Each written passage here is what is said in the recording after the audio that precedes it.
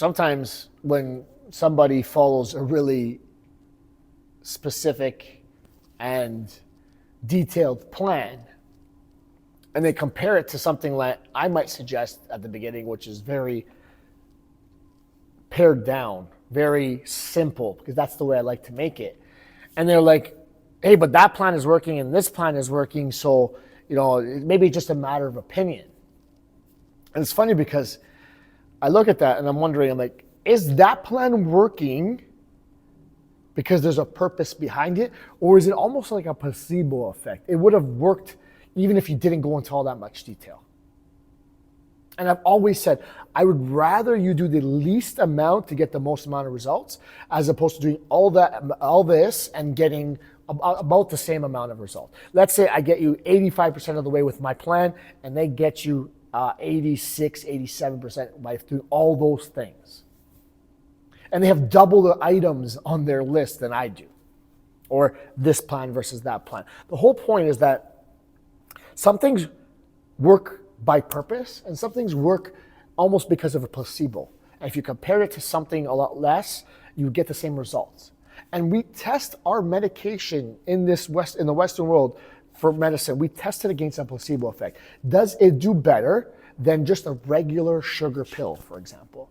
And if it doesn't, then what's the point of dealing with all these other side effects if it does just as well as a sugar pill? That means that this intervention is not effective enough to put people through it. And that is my point with so many other plans. They are over-detailed, over-complicated, just asking way too much. They ask for the specific world condition that just doesn't exist. And it's working, maybe not by purpose, but by placebo.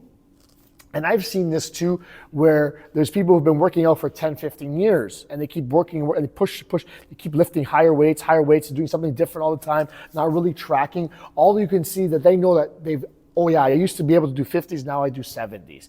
They didn't specifically plan it. They didn't do, week by week, progress it. Just every once in a while, hey, I feel like adding some weight.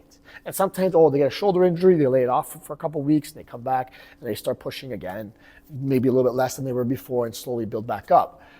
But that plan is not working by purpose. It's working by placebo. And again, it's the same idea. Like, I want you to do the least amount and get the most amount of results. Instead of going through those injuries by pushing too quickly, we do a bit more of a methodical approach. We take it step by step by step by step, and we get there. And we ask ourselves, is it working because of purpose, or is it working because it would have been a placebo effect anyways? And that's the same thing. When people are losing body fat because they're cutting carbs, or they're cutting these specific white items in their diet, or they're going paleo, or they're going vegan, or they're going carnivore, or they're going keto, so on and so forth. Are these things working because of a purpose or a placebo? Are they just lowering the total calorie intake and that's why they're working, or there's something specific about that approach? And I would say that majority of them are working because of a placebo effect. The placebo in this situation is a calorie deficit.